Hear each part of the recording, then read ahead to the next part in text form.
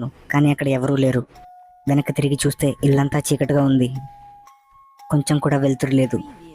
ఇంకా భయంతో ఎవరు మీరు, ఏం చేస్తున్నారు అని చెప్పేసి నాలో నేనే అడిగాను.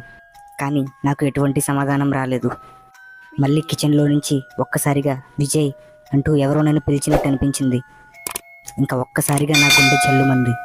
ఇంకా నేను భయంతో హాల్లో ఉన్న ఒక మూలకి వెళ్ళి నిలబడ్డాను. కిచెన్లో నుంచి ఏదో నీడ నా మీదకి వస్తున్నట్టు నాకు అనిపించింది.